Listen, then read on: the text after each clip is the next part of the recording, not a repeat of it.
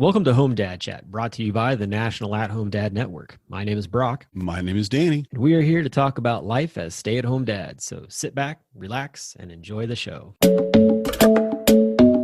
No, I don't want much. I even love handmade crafts made of macaroni. Come on now, you should know me. Times I might eat too much. No worry about my weight, got the dad bod rocking on me. Sketches on my feet, cargo shorts look good on me. I'm a dad, that's what I do. Hey, everybody, welcome back to the show. It's been a week, and I'm here. Yeah, are you here, Danny? I am, although I was just about to push the leave meeting button just to be funny, but I didn't want to do that to you again. So some jokes wear themselves out, but I'm here. I am also, it's only Tuesday and I'm like, okay, I'm done. I'm ready for a break. The week has just been so busy. Yeah, but that's good. It's the summer and getting all the things done. And we've had birthday parties and they're doing like spring or string boot camp for the orchestra and stuff. And then going to the gym and everything else. It's been that'll keep you busy. Yeah, definitely busy. I got a little bit of a extenuated weekend because the brewery were off on Mondays, and so they did like a company kind of event where they paid for all of us to go kayaking. So we did like a 6.5 mile kayaking trip, which was cool. a lot of fun. Yeah, like. The group picture, I had to go across the river to take the shot because there's 40 some people easily. We took over the river. It was a lot of fun. And then the owners smoked ribs and all kinds of good food was there for after. And it was funny. One of the guys was like, "Who throws a kegger on a Monday?" And it's like a brewery that doesn't open on a Monday. Right. Sounds like it to me. So that was a lot of fun. But nice. Yeah. So not too bad. It was a good time. But aside from all of that, the countdown to HomeDadCon is getting smaller and smaller, and the excitement is building. We have a speaker on later that we'll introduce, but I think the one thing that we really want to draw attention to everybody is the fact that we have a baseball list of board nominees this year, almost enough to make a team. So very close, very close. Yeah, because there's 7 of them, which I'm super excited about because these 7 people, they all bring their own special bit, their own special I don't know what's the word, their own little bit of resources and perspective and insight into what they're going to bring to the organization, which is super exciting. But at the same time, gosh darn it, it's going to be hard to vote on 3. Yeah. And it's 7 people coming in and 3 slots to fill. And I think we've said that before, but we've never had this many. And I love it. I really feel like this is a part of how the organization has been growing. Yeah. Over the last year, not just in membership or things like that, but has been growing into a community where people see, I would like to be more involved with that. So, this year especially, it seems like, all the names on here, these are people that have stepped up in different ways over the past couple of years and just really taken a hold of things that they like. And we could do these all in height order, I was thinking, but we won't. So anyway, I'm going to start at the bottom of your list and work my way up. We've got Kyle Denny, and Kyle actually was a nominee last year. So excited to see him back again. Dale you pronounce his last name because I can't. Van Valera. Van Valera. Okay. Dale Van Valera, who I know has stepped up recently to kind of oversee, kind of watching over social media for us in the fashion of just sharing and liking things and really just kind of helping push the presence of us on social media. He's our volunteer coordinator too. And he's that too. Which is a slot that's actually very valuable for an organization like ours. Yes. So, super important. He's been doing well.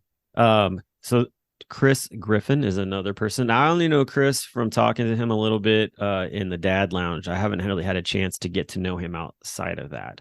But I know that he has definitely gotten involved just with the Dad Lounge on a regular basis. I don't know if he's doing. Is in he the with? book club? He's in the book club. Okay, so he's a part of That's the what book I've heard. club. Okay, yeah, that makes sense. Oh yeah, I have seen him talk about that with Kyle and some other folks in Discord and stuff. So Joshua Bernstein's on here, and Joshua is he's basically taken over my role as social media coordinator, director, whatever you want to do. He's done an amazing job posting for us and just also building the newsletter every month. So I was excited to see him jump into this nomination board. Yeah. So good. Paul Gordon. That one was a surprise to me. I think that when someone came up and was like, oh yeah, by the way, I talked to Paul, and I'm excited though, because Paul has gotten he's been involved with the organization, but he got really involved with the beer share and yeah, so he's coming in with just a lot of experience with being able to work with different organizations. And I know he's planning committee. He's done so much for the planning committee. I mean, granted, it comes down a lot of times to boots on the ground, like who is in that area. And he is, I don't know, he's probably an hour, maybe hour and a half from. Yeah, he's Milwaukee. not far. He's not too far away, but still, if you said, well, hey, Danny, can you drive an hour away and check out these things for us? I'll be like, yes, but I got to schedule it like in the next 3 days, or right. I don't know how to do that in one day. But Paul definitely is one of those guys from the very first time I met him was just willing to come help you, Yeah. So I'm glad he's on there. Definitely. Nick Hargis is on here. Nick has been a huge help with the scholarship committee. I've worked with him for the past couple of years.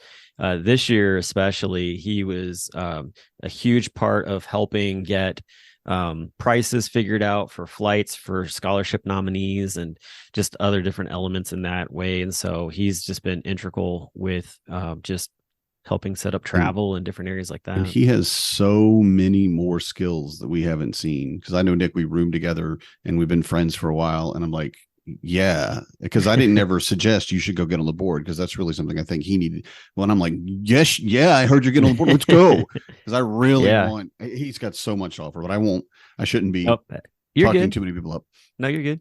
And then last but not least is Arvis Brakeen. Arvis, he just comes with a lot of gusto and just excitement and passion just for the organization and connecting with other stay-at-home dads. And I just see him as someone that's just excited to, give everything he has to, do what he can to help this organization forward. And so I'm excited that he was interested in being a nominee for the board. And I'm really just interested to see exactly what all he does for the organization if he gets voted on. But any of these guys are amazing. They all come with, like I said, a different tool, a different resource to add to what's already become this, I feel like, just juggernaut of an organization that is just moving in such a way that it wasn't prior. So so that's the 7. They, like I said, you'll get to meet them all at the convention.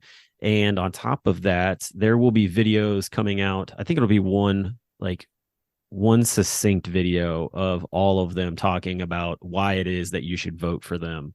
And then I think what we'll probably do is take that, because since they're already putting the effort into it as far as doing it, there's no reason to reinvent the wheel. So I think we'll just take that video. I can convert it into an audio. And then for anybody who's like, I just can't sit and watch the video the entire time, we'll have it in podcast form so that everybody can get a chance to at least listen to what everybody says. And you can take some notes if you want to, so that way, but mainly get to know them and then hopefully get to meet them in person and get to see that side of them.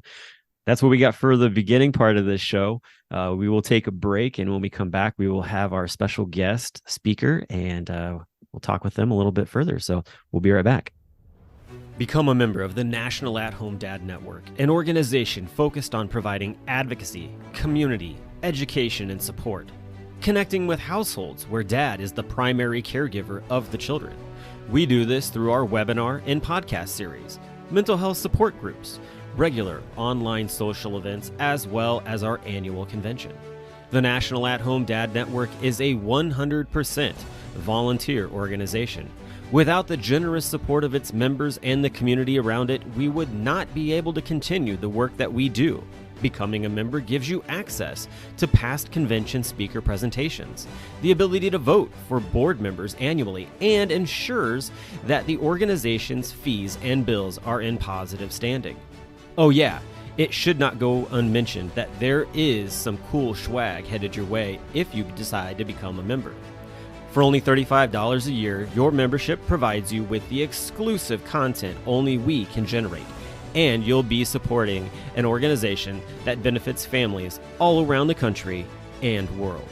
By advocating for them, offering them community, providing education and guidance, and supporting them to grow in their parenthood journey. And one last thing, if you contribute $500 or more, you will become a lifetime member. Not only will you receive everything already mentioned, but also a certificate recognizing your status and an exclusive National At-Home Dad Network Challenge coin with our trademark logo, Dads Don't Babysit. So, what are you waiting for? Become a member today.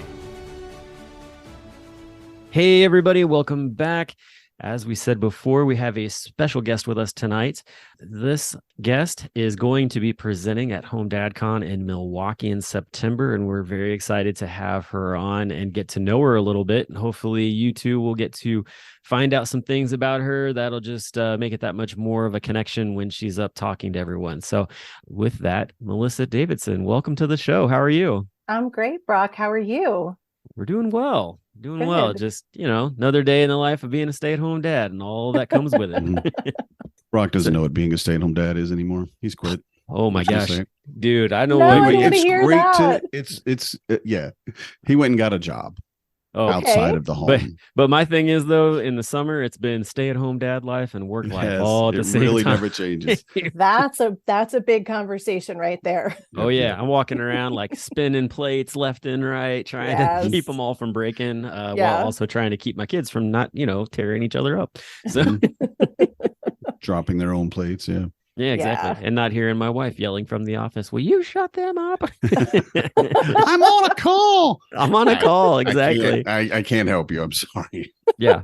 Take them outside. It's raining. I don't care. Yeah. Right. Yeah. Tell them it's a water park. But yeah, no, that I did. I took on a job as at working at a brewery as an event coordinator.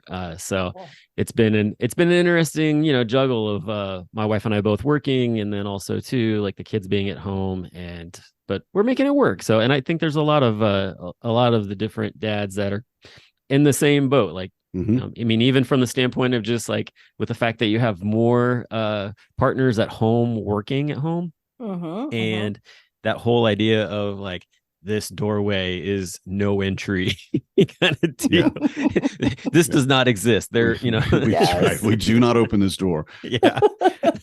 You step when they over come here, out, they exist, but yeah, exactly. Right. Laser beams. Da da da da da da. Like, I'll slice you up, man. Just stay away from the door.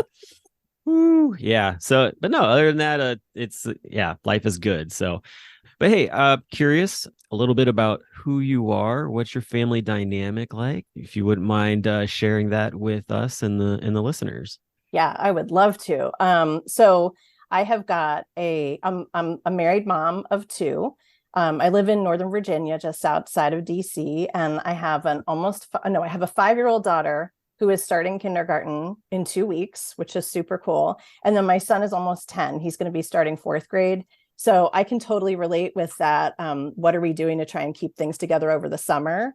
And I mean, is it really like crazy that I know it's almost to the hour how many minutes it is until these kids are going to be in school? And I'm super excited because this will be the first time that I have both in the same place for the same number of hours a day. So I'm seeing like some major personal liberation in 14 days. Yes. Yeah. Yes. Really excited about that. I hope you have a nap planned. I just, I feel like that's the first thing everybody should do when their kids all finally get in school. Just the first day, 3 hours minimum, take a nap. I like that. I had a tradition for a while with some girlfriends where we would go out to lunch that first day. Yeah. And, it was kind of an anything goes lunch. So yes, exactly. Yep. Yes. We had actually, I think it was last year, my wife and I got kayaks and went out on the river. We dropped the kids off. Their school's right there off of the river, actually. And so we just drove, 3 or 4 miles up the way, put in, spent a couple hours on the river, got off, went and had lunch, and then picked up the kids from school. It was awesome. Yeah. Yeah. Sounds like a feel good day. so good. It's going to feel so good. I'm excited. So I was a full-time at-home mom after my son was born, and I did that for about 4 years. And I have to tell you, like, that wasn't even our plan. Our plan was that I was going to keep working full-time. My husband was going to work full-time. We were going to use care outside of the home. And then we had a really hard time conceiving. And so by the time I was actually pregnant, my feeling was we worked so hard to get this person here, and we're able to swing our logistics on one salary. I'm going to stay home and I'm going to be here and raise this little person. And my background is that I have a master's degree in early childhood education. So I actually worked in childcare before my son was born. Like it was a no-brainer. I was just going to bring him to one of the childcare centers that I was a manager for, and we were going to be good to go. And my view just totally changed. I used to have when I was younger, my view really was like, I just want to impact as many families as I can. I want to touch the lives of as many children as I can. And really I love childhood. I mean, I think it's such a magical time. And if I can bring some of that to other parents and other families, great. So I had like this really big picture view. And then when my son was born, I said, if my sphere of influence is down to one, that is fine. That is my most important one. And I loved it. I was at home. We were doing great. And look, I'm not going to sugarcoat it. Like, you guys know all of the challenges that go with being the at-home parent, but I was happy. Until my son was 4 and we were trying to conceive our second. And again, a whole host of challenges to get to child number 2. And we really didn't know if it was going to happen. And at that point, I felt like I have to do something that's not in our home. My revelation came when it was a Saturday afternoon and we went to the grocery store and it was like super crowded. And I had a huge list, and my son was in the car. My husband was in the car. My son fell asleep. And I said to my husband, listen, I'm going to be in and out of that store in 30 minutes. Time me. And I came back out. I had every grocery. I was out. It was 29 minutes. And I was like, yes, I killed it. Yes. And then I had this moment where I was like, that's the thing I'm most proud of this week. And I wasn't really happy about that. Yeah, so that's when I started to find something. I started to look for something outside of our home. And so I can kind of relate to where you are, Brock, with having been the at-home parent and then making the shift and trying to continue to fit it. And I will say about our summer this summer, we have thread a very, very fine needle. My husband also works from home. I work from home. But if you looked at the calendar that we had to set up to make this summer work, we are scheduled like it's who's caring for the children at what hour of the day. And when today it was my time off was at 3:30 and it's 3:29. And I was like, okay, all right, come on, come up from the office. It's my turn to get down. We didn't say 3:31. Exactly. Yeah. So I've had a job outside of the home. I've been the at-home parent. And there was a point. So after my son was born, that was when I decided I decided to start staying home, but it really dawned on me that what was important to me was to keep connected with families. And so that's where I started this parenting coaching practice. And my coaching practice is called Perceptive Parents. And I just, like I said before, I mean, parenting and family life is so important to me. And so to be able to talk with other parents, the 3 of us could probably sit and talk about different challenges and how we're working through them. I could do this all night. Yeah. It's a passion for sure. And so, if I'm able to connect with other parents and help them to feel more satisfied in their role as a parent, that's a win for me. And happier parents are happier kids. And that goes back to that whole piece I was saying before. I think childhood is just such a magical time. It can be, right? Oh yeah, definitely.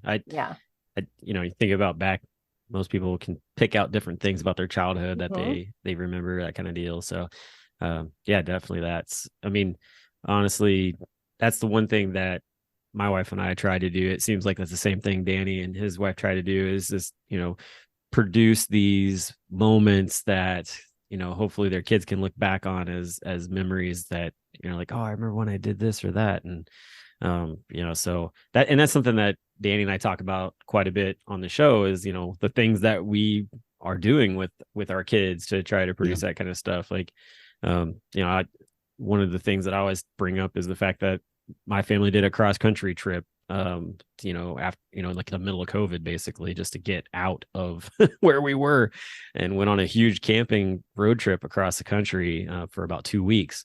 And so like my kids still bring that kind of stuff up. So I feel like you see that too a lot, in the Discord group in the Discord server, in the Facebook group. Like there are guys constantly sharing about the things that they are doing with their kids, and we love reading those stories. And it gives other guys ideas, like, oh, I didn't know you could do that, or hey, how did you pull that off? It's another way to go about it. And just prolonging that magic of childhood for as long as you can, just keeping it going. I mean, if you drive around and you see the round bales of hay, we live in pretty rural areas, so we'll see them, and a lot of times they'll wrap them in white plastic so that they won't rot. Mm-hmm. So they're marshmallows. And from the first, my oldest is 17, and we'll drive around and we'll be going, and I'm like, hey, look, marshmallows. And he'll look up from his phone occasionally and go, marshmallows, and he's still there. He's still got the magic, but he doesn't want to admit he's got the magic, because he is 17 and becoming an adult, and he's ready to, move on and all that. And just that it's still there is so cool for me, because I feel like a lot of times what we miss out on in the day-to-day of our life, and then therefore the day-to-day of getting our kids up and ready, and like he's driving and we're looking at colleges, and he's leaving soon, he's going out, and that's what you want, that's what you're looking for. That's what you want to say, I have a strong, loving child, and they're now a strong, loving adult, and we can send them out. But keeping those little things that remind us, because I have things, I have I'll just say it, I have a very childlike mind. I find joy in just everything, and I'm overjoyed about so many things, and being able to give that to your kids so that they can continue it, and they grow up into adults who can still find joy, even though they're still going to be stuck maybe in college for 4 years or however long, and then they're going to have to go to a job they're not really going to love, or maybe it's too hard for them, whatever. And this being an adult is just garbage a lot of times. Yes.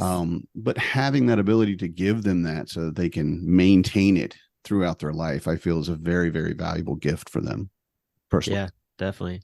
Well, and you're like we were talking about too, with just, having this like amazing childhood type thing. The person that came to mind to me was Shannon Carpenter and Mick.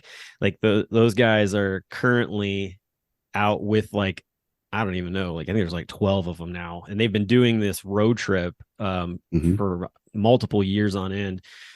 These two dads, they have, I think there's 4 dads in total, who all their kids come together and they map out these like road trips where they're going to go to, like, the biggest ball of yarn, and they're going to go check out like these other unique places. And like I saw where they went to Indianapolis to the MD 500 museum, which is right there at the Speedway, which, like, that's my neck of the woods. And I was like, oh, that's cool. Like, I remember going there when I was a kid. And, just, you see like all these, like, and now they're mostly teenagers, honestly. I think all of them are. And it's just so neat to see these kids out running around with their dads, checking out all these things. Cause some of those people like are just getting their driver's license. There might even be a few like right on the cusp of actually like leaving to go off to college. So it's great that they've built that sort of relationship with all those kids, and they share it, and you get to see it. And it's really neat. Yep. So I do want to talk more about perceptive parents. And I definitely want to talk about the title of your presentation is the importance of connection. And I think that's something that really, for me personally, that's always been very important. And I think it's important for most at-home parents, definitely at-home dads, because one of the things Brock and I say a lot is we think every parent needs a mentor, and in our case, a men's group. your support network, whatever that looks like. And it always comes down to community for me. I'm sure you're aware of it. When you get married, your friends sphere shrinks, and then you have kids and it gets even smaller. And when you become an at-home parent, it becomes much, much smaller. And for at-home dads, it becomes minuscule. I mean, you're a unicorn suddenly. You don't see anyone else out there like you. You go to the playground and it's all moms. They look at you funny.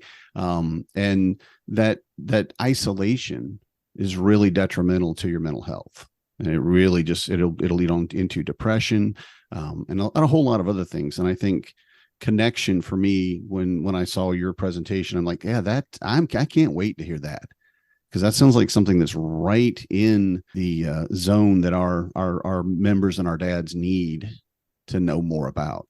So I do want to just hear, I don't want to get too deep, of course, because we want people to come and they'll get the whole spiel there, but we would like to know a little bit more about what that means to you and the 4 C's that I read that and those are amazing.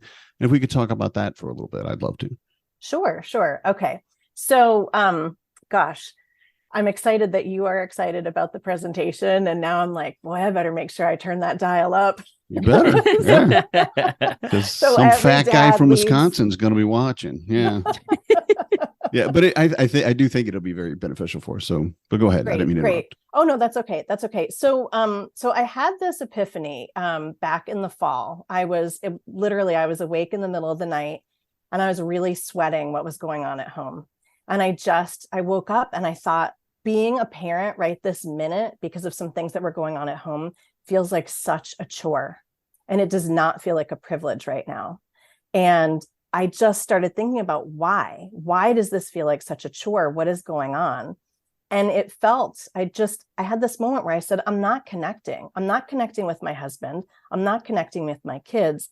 I don't really know why, but I need to dig a little bit deeper to figure out what's going on. Specifically, I think that day, my daughter was like just all up in my business. She just needed to be in my lap. She needed to be talking to me. She needed me someplace with her.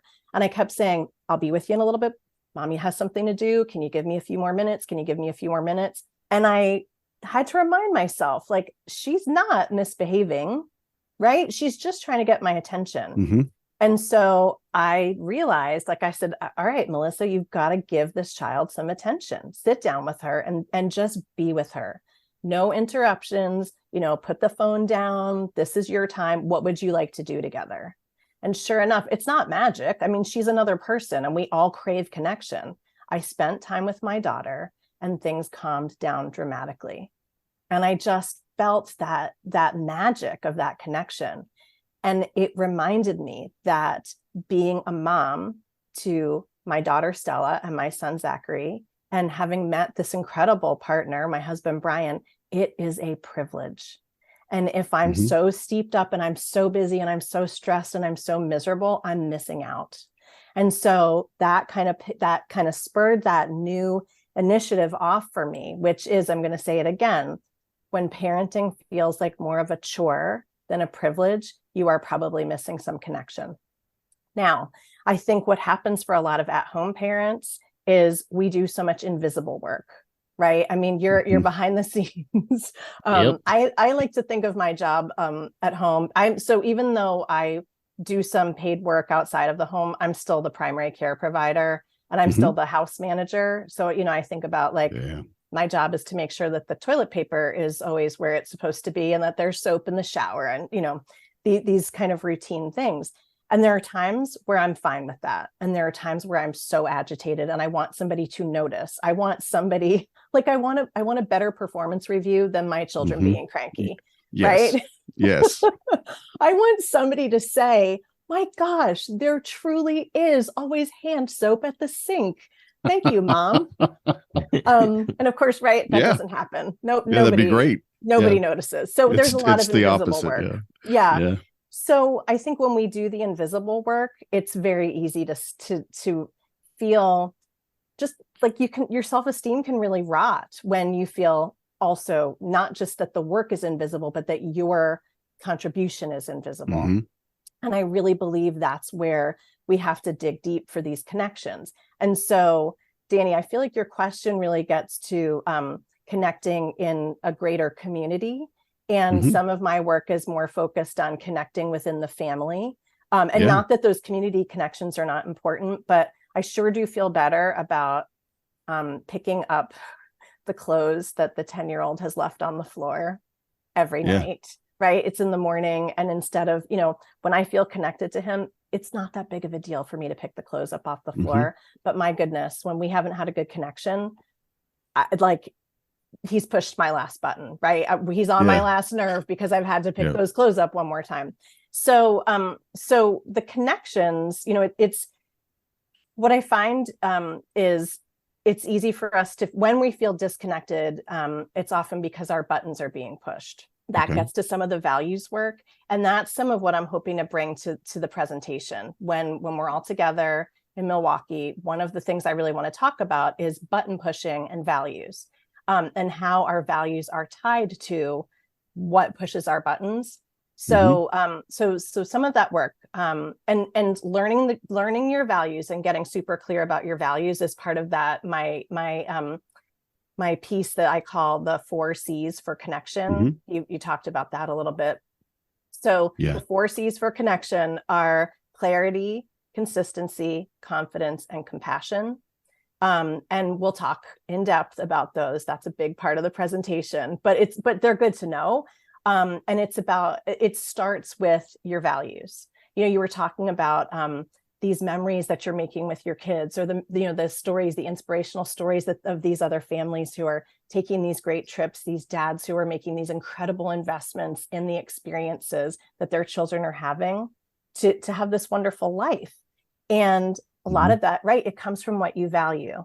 The fact that you want to be home and give so much to your children says a lot about what you value, what you and your wife or your partner together value. That this feeling of family is so important. So a beginning exercise that I do with a lot of my coaching clients is just values work. And I have this tool that I use with my coaching clients that I call Choose Your Boundaries. And we start with just the fundamentals on your values. So it's a conversation starter activity, but I have, I think it's 20 values that are just down on cards. And they're things like respect and love and family, faith, education, honesty, those kinds of things. And I have people go ahead and rank those. So you arrange them from what's most important to what's least important. And my philosophy is, this is nothing new. I'm not a huge Stephen Covey fan, but I am a huge fan of begin with the end in mind. So I think when you're trying to show up to parenting in a mindful way, you need to know what are you aiming for? And so I love that we started talking this conversation. We were talking at the beginning about these memories that you're trying to make so that you are sending these children out into the world, being able to enjoy the little things in life and just making the most of things. So we transmit our values to our children just by virtue of the fact that we all live in the same house together. We're doing it. We don't even realize necessarily that we're doing it. Actions certainly mean more than our words in a lot of cases. But what I try to get people to do is come back to the basics. What are your values? Let's get really granular about it. Because that is the foundation for every decision you're going to make about what's important in your parenting. And that's also being really clear about what your values are, helps you be really clear about button pushing. So I want to use my own example. And I'm sure when I say this, you guys are going to be like, yes, I totally get this. So when my kids talk back to me, which seems to be happening a lot this summer, I feel super disrespected. And I'm pretty sure that my 5-year-old is not sitting around like, what am I going to do next? Really get under mommy's skin, Are you sure of that? I don't know. I have my fingers crossed. Sorry. Exactly. Yes. Just the machinations. Yeah. But go on. I apologize. No, of course. So when they talk back to me, I feel disrespected. The truth is that's probably not their aim, right? They're probably not trying to disrespect me. And my job then is to kind of flip that script for myself, right? So respect is a huge, huge value for me. I was raised in a house where respect was everything. well, family was everything and you respect your elders. Yeah. And so I feel like I've done something really wrong when my kids are not respecting me, not listening to me, not following directions, talking back. And again, my job then is to remind myself, hey, there's a need in my child that's behind their behavior right now. And it's not about disrespecting me. So I need to flip that script, right? I need to tell myself a different story, that it's not, I'm a bad parent because I can't even get my kids to respect me. That's not what's going on. No. There's something else there. But my buttons are pushed because that value of respect has been violated. Mm-hmm. Okay. So button pushing. And when our buttons are pushed, we clearly are feeling disconnected, right? If you're pushing my buttons, I don't want to be near you. I don't want to talk to you, and I need some space. Getting really clear though about what those values are for you and for your partner together is so critical. That's that clarity piece of my 4 C's. You're clear about what's important. And then you're clear about who are you trying to raise? Like, we don't have ultimate control about how the kids are going to turn out, right? They're individuals. They're going to do their thing, but we are laying a foundation. Mm-hmm. And I really, I work closely with my clients to help people think about where is it that they want their children to land. When our kids are little, we make all their decisions for them, right?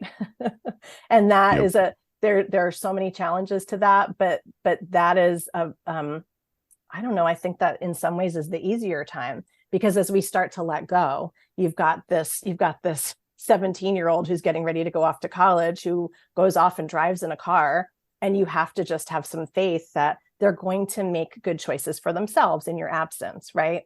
And you've laid that foundation for 17 years since you began parenting. So that clarity about, well, what choices do we hope our kids are going to make when we're not around?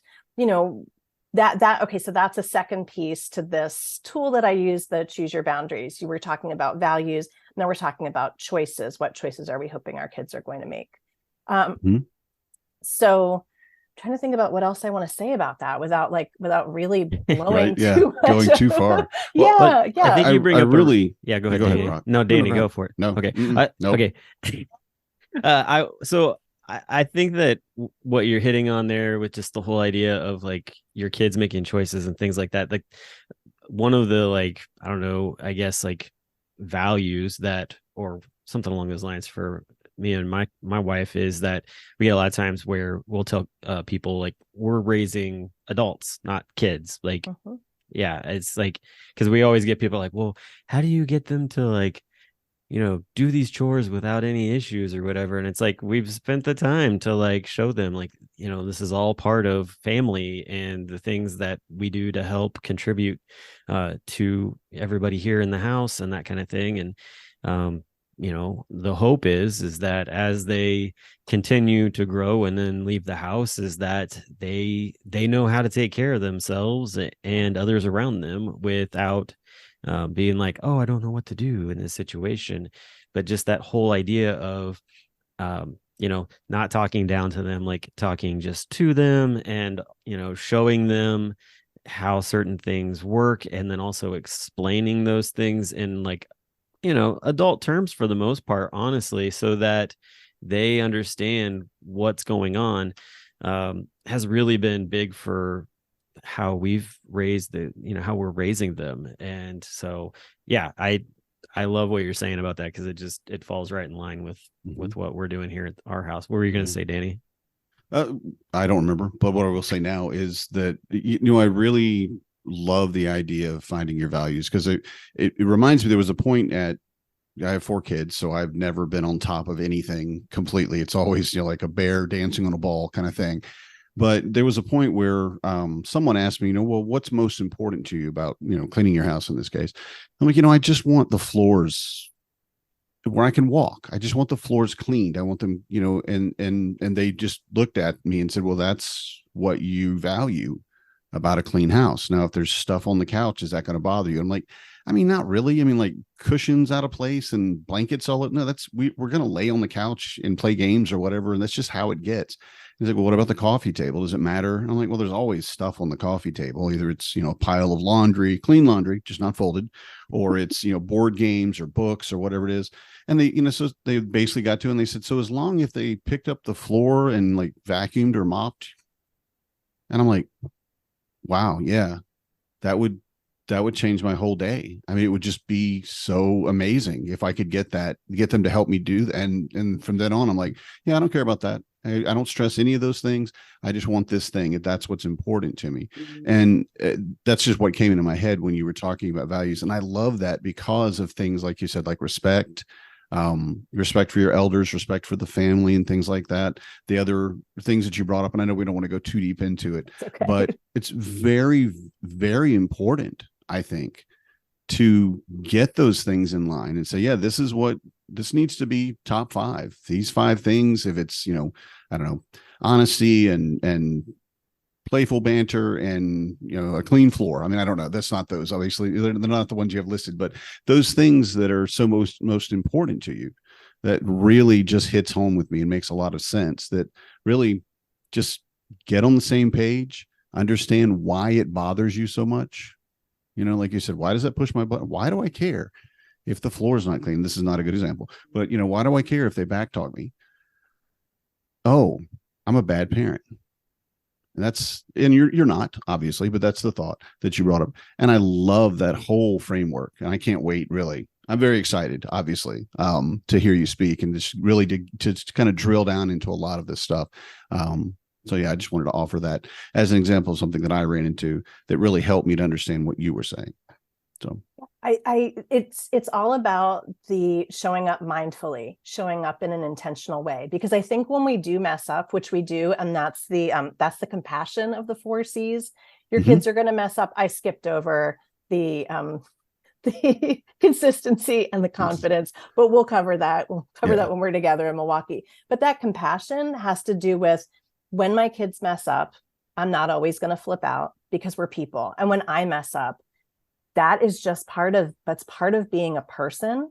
And I think if you're messing up a lot and you feel disconnected a lot, that's where you need to take a step back and you need to figure out, what is it going to take for me to show up in a way that I feel good about, in a way that when I put my head on the pillow at the end of the day, I'm going to say, I did a good enough job today, and not berate myself for all the shoulds, what I should have done that I didn't do. Yes. All the laundry that didn't get folded, yes. but it's clean, that's good enough, that a lot of what we do is just good enough.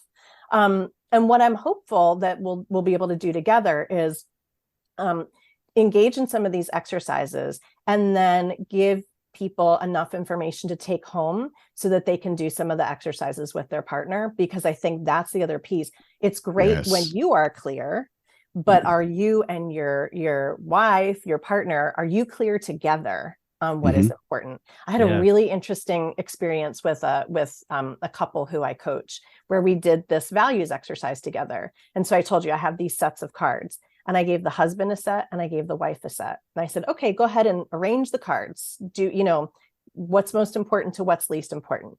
This is a couple who's been together for 20 years. And I've known them for a long time. They are in lockstep with one another on so many things. So they finish their sort and they go to look at each other's cards. And the wife was like, I can't believe that this is what you have as your top value. I'm quite surprised. And I talk about this being a conversation starter, because once there was curiosity, and I kind of help guide some of that curious questioning. Tell us a little bit about how you arrived at this. It turns out that he was just calling his top value something different than what his wife was calling it. So like, if I say to you, respect is my number 1, what does that actually mean? What does respect actually mean? It's just a word until we start to define it. So the conversations are really important, that you get super granular. And again, that's that piece about clarity. Yeah. How clear are we about what's important? Well, that's the one nice thing about, everybody that is a member of the organization gets access to the presentations afterwards. So definitely that opportunity for partners to be able to sit down together and watch the presentation and actually walk through that is definitely more available than than maybe some conferences have after post. So that's great, because it's something that I think my wife and I would definitely find value in, because I think there are times where she's like trying to figure out what my like what my value line is, and I'm like, there's times where I'm like, what, like, how are we not, like, we've been married for 16 years, like, but it's like, there's still like we've still discovered something different it seems like on a regular basis. And so yeah, like I that couple that you're talking about, I could completely understand, like, they're maybe not being full lockstep with, oh wait, that didn't make any sense, that, or how is that possible? So so that's great. And that's the thing too, where you get guys who, when somebody in like the Facebook, or especially Facebook, that they're not a member, and somebody brings up something that falls in line with, they're like, oh, like, I got to go hear this person speak at HomeDadCon, or like, they mention like how they got to watch or whatever, and someone's like, wait a minute, how can I get to that? And then we're all like, you could become a member. So that kind of thing. So yeah, it's all the different things that the speakers bring, like that is just another tool, resource for dads to be able to come across. So I'm right in the same boat as Danny, in the fashion of like, definitely excited to hear the full presentation. I think that attendees are going to definitely latch on to it, because I feel like it's a conversation that that comes around a lot. Just, my partner and I, we're not meshing, like, things aren't right, like, what's going on? And you get guys throwing out all kinds of different ways to do it, but to actually have something to really look at that's got some substance to it, I think is going to be a huge positive for everybody. Yeah. And what I really like too is, for in our group, we have a lot of men that are willing to be vulnerable. They're willing to say hard things, and it's wonderful. One of the things that you really are never allowed, I guess, to talk about as a parent is that you just hate this job. I don't want to do this anymore. I'm sick of it. I'm done. And that is something that happens. And we do get people that will come out and say that, and they always get a lot of encouragement and a lot of support, because it's something that I feel every parent hits at some point. The thing I never considered before I started reading some of your work, and your write-up and whatever, is job satisfaction. Like, job satisfaction, that doesn't have anything to do with my job. My job is just my job, and it's this way for 30 years. I don't know when my kids are ever going to get out of the house, and it's just, this is what my life's going to be for forever. There's no, I can make it better, but really it's not about if I enjoy it or not, because it's okay if I don't. There's no one that says, well, you're going to enjoy being a parent. Yeah, you are, but you're also going to hate it. There's going to be a lot of that give and take, and we're not really allowed to say those things. And I really love that you're bringing in that part of it. We do see this as a job, just like a job anywhere else. This is my career, being an at-home dad, and that's all I'll probably ever do. And being able to look at it and say, well, am I doing a good job, but am I enjoying my job? Am I satisfied with what's going on today? And like you said, the invisible labor that we do so often, like, okay, well then today I'm not going to do anything. And tonight we'll see how many things Dad does every day that we need to say, oh, wow. Okay. How can I say thank you enough? Right. But I love that you bring that into that thread into your presentation and to our members, because I think that it's something that we really, as parents across the board, all need to kind of understand that, yeah, you're allowed to look at this and say, okay, this isn't balanced. This isn't where I want it to be. I don't have healthy boundaries in this place or that place. And what do I need to do to be satisfied with my job? So I'm looking forward to that personally.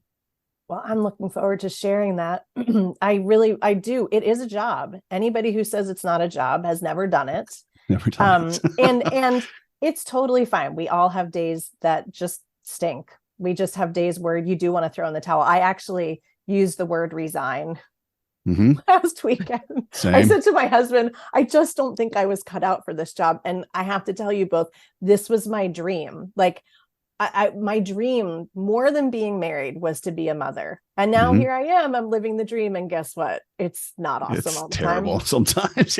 However, when there are those incredible moments like today, when we went over to the kindergarten orientation over at my daughter's school, and my son was walking her around the school and showing her different things, I was like, oh, my parent heart is so full right now. Look at those two humans. And I think, I can't take credit for all of it, but I think we're doing something right.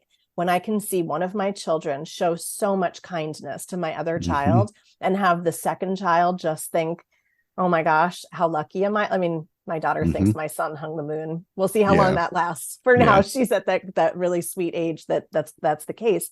But those moments, like, we have to look for those. And those are the moments that really sustain us through the grind, because we all know that stuff is going to hit the fan. It will at any moment. This is just part of our job. And we need to look for those good moments to sustain us through the more difficult things. And that's that whole piece about connection. And that's what helps you to show up on the days where it's a grind, knowing that you are likely to have another good moment. It's probably not that far off.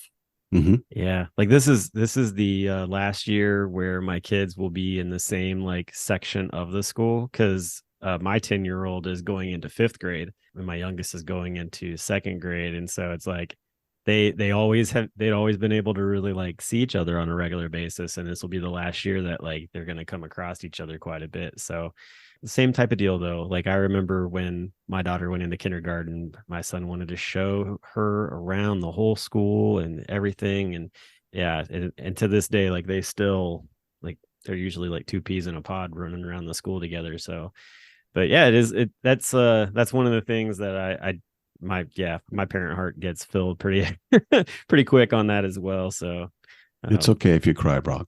Oh, you leave me alone. Okay, you can I'm fine. I'm good. No, I'll cry when they go back to school, because then it's only for the fact that it'll be quiet in this house. I almost cried just with you two telling the story. Like, I know it, right? These are my babies too. I'm going to make sure that when I'm asked what supplies I need, I'm going to make sure that I say tissues. I want tissues on every table. How about that? And we can call my presentation a success if we can see a tear just come down. I'll say 50% of the members' faces if we can get. I don't think you'll have a problem with that at all. We got a bunch of we got a bunch of teddy bears. It's not that I could see that happening for sure. We'll be like, Melissa Davidson's presentation sponsored by Kleenex. Yes. I'm in. Oh shoot.